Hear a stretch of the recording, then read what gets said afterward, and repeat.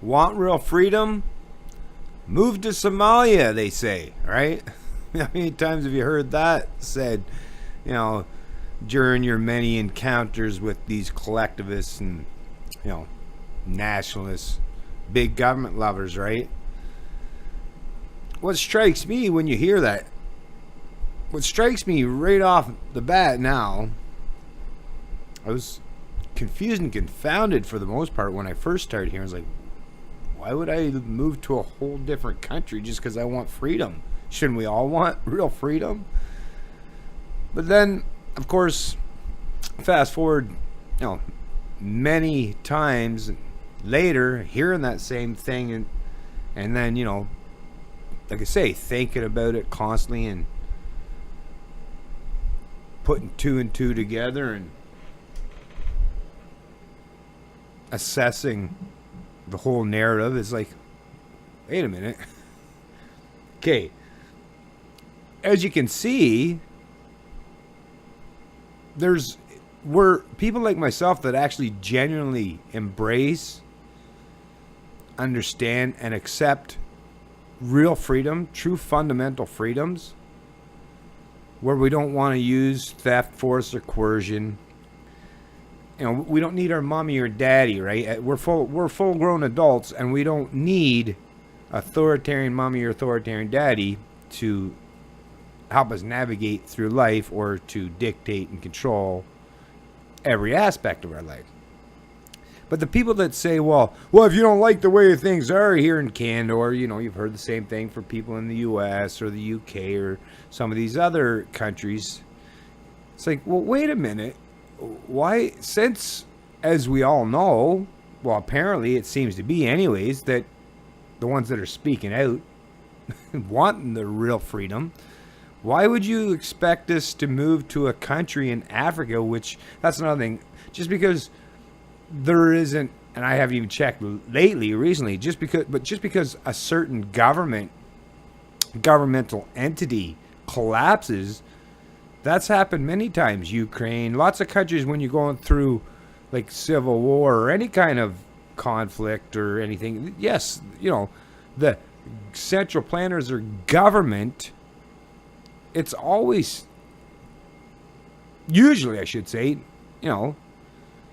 destroyed, but then it's rebuilt again by other people that want to dictate and control people. So, even if us genuine liberty lovers that want to just be left alone, to our own devices and to take care of ourselves, right? Even if we all chose to move to Somalia, well, first of all, none of us are, well, that I know of personally, are from Somalia. So why would I want to move halfway around the world just to have a little bit of freedom? Me personally, I live in Canada. I mean, you've seen that, right? Canada, like this big gigantic place over here, only a part, not even half of it is showing up, because I have it zoomed in, right? But it's a huge, one of the biggest countries on the entire planet. We all basically inhabit, from the border of the United States, the majority of us are within 100-mile or 100-kilometer radius from the border of the United States, and the rest of Canada is sparsely populated. I mean, you could fit the entire population of Canada, which is a little bit less than just one state of California, but you could stick the entire province, or the population of Canada in the province like where I'm originally from, like New Brunswick, and still have room left over. So we're sparsely populated and well spread out. So why would I have to leave the country of origin where I was born and raised and familiar with just to have freedom? Why can't we just have a certain particular geographical area in Canada where you're allowed to be free?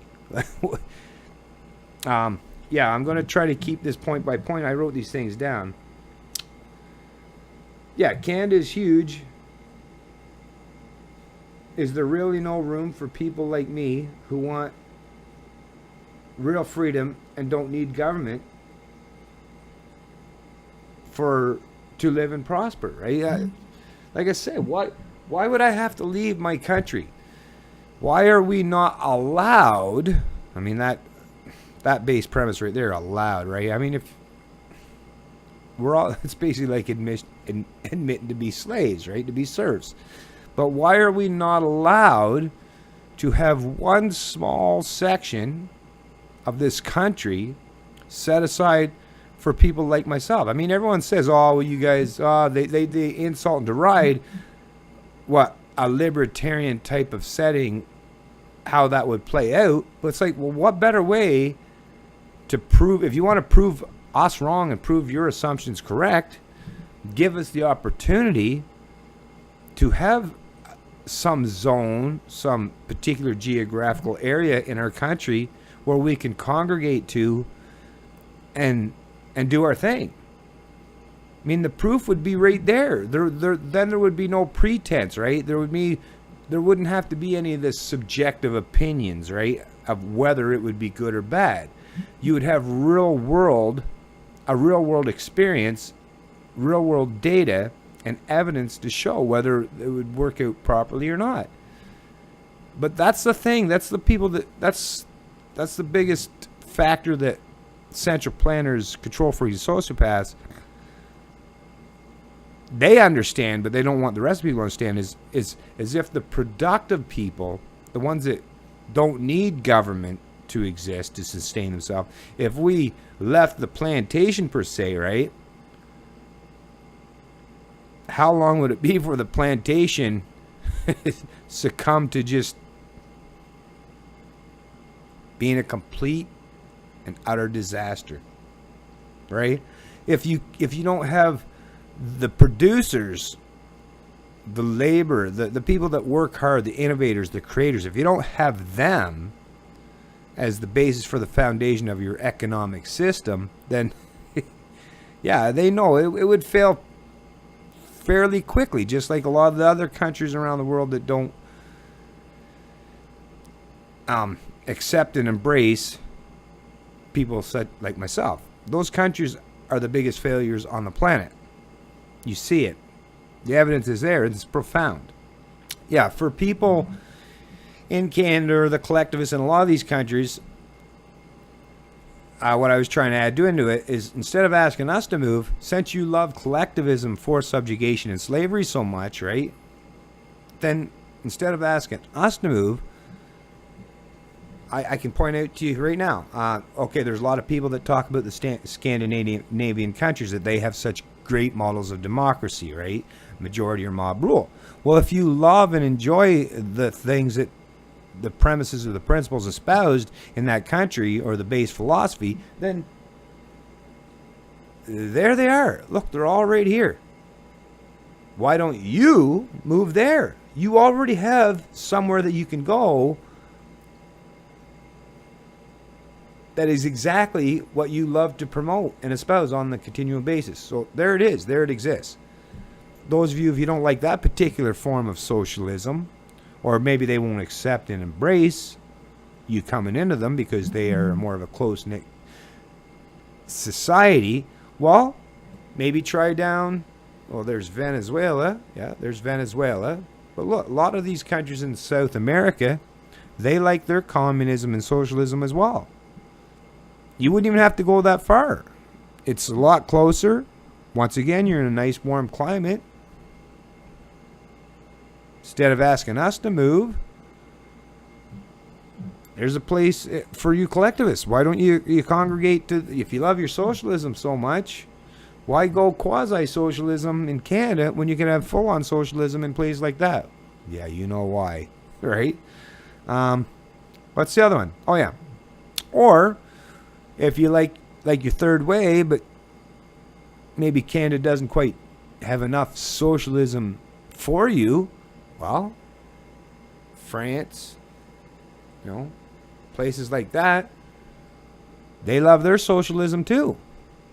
There's some places in South Europe, Greece and Italy and places like that, where actually you only have to work, I think even Germany, it was like 27, 30 hours a week.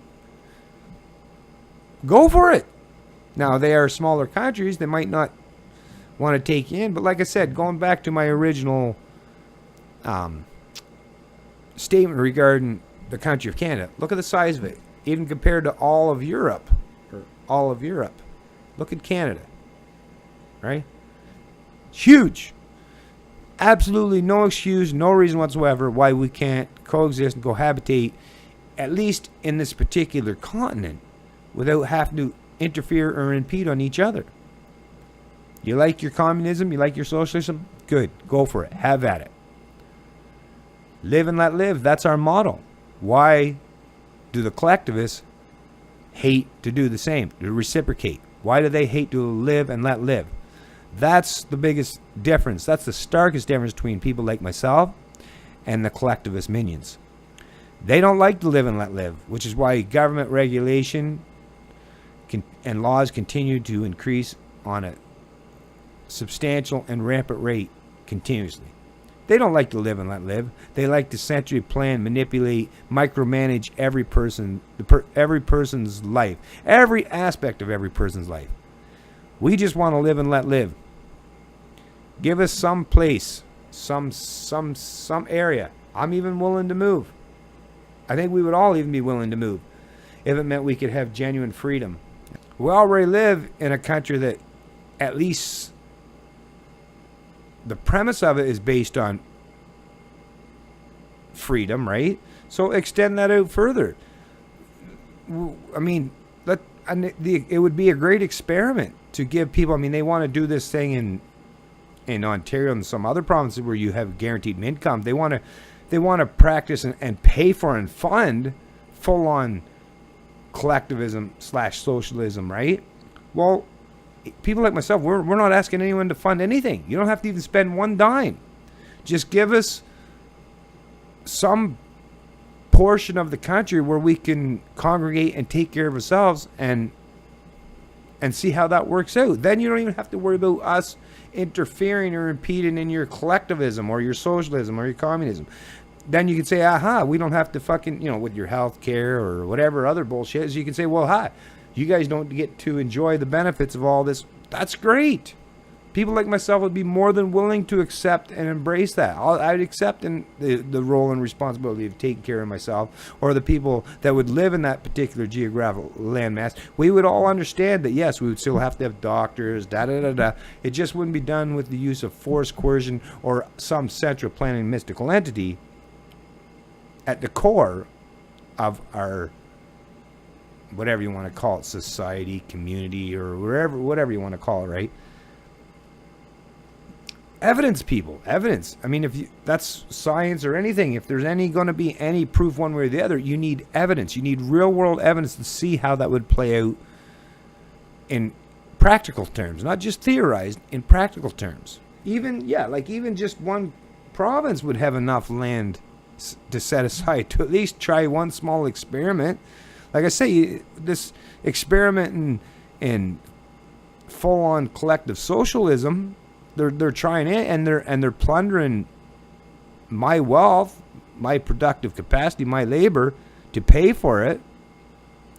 Whereas I just want to be left alone. I won't ask anyone to be plundered or stolen from to take care of me or people like me. We'll do it all on our own.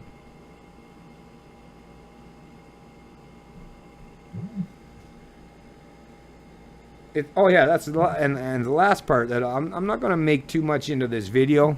It's just something, like I said, I've been thinking about a lot, and I wrote down these key points to try to bring up and show people. It's like, you can hate people like myself all you want, and if you don't want us in your life or in your current system, then allow us the ability to step outside of it. That's all, peacefully. And my last point, it's not as though we would be a threat to the rest of Canada. Think about it. Canada has a robust police state, which, as you know, I mean, look at with the Edward Snowden revelations. I mean, they have a vast network of spies and big mega data centers that basically keeps track of everything that happens electronically in this country. Now, they wouldn't be able to do it, like I said, if we had real freedom. You wouldn't be able to do it in our particular zone, but if there was any threat, or I mean, you would have an entire network of spies to be able to look out, and the gigantic police state that we have with all the armored personnel vehicles and stuff that's already in Canada, and the gigantic police forces that are, I mean, look at how huge they are. And that's the other thing, a robust police state and a military. You have an entire military that is meant to use as a defense towards foreign invaders. Now, a small group of people in Canada that aren't even invaders, right? It'd be, think of like the Aboriginal people. They have their own. It's their nation, First Nations, right? But unlike First Nations, we don't even want no welfare checks. We don't want any reparations. We don't want anything like that. We just want to be left alone. So, no cost, no threat, because like I said, the rest of Canada, you collectivists, could have your big gigantic police state, spy apparatus, and your military. So it's not like a bunch of libertarians, anarchists, and voluntarists. And that's the other thing that you got to take into account is one of the base fundamental principles in our philosophy is the non-aggression principle. So it's not like we would be looking to invade anyways, right? I mean, it's basically one of the key aspects of being a libertarian is, yes, I do not aggress against people that haven't aggressed against me, right? So we're not a threat to anybody. Why are we not allowed to just have our own particular, like I said, geographical area set aside to do our thing? We won't impose or infringe upon your collective bullshit in society, and we would only expect the same in return. Don't infringe on our individual freedom-loving,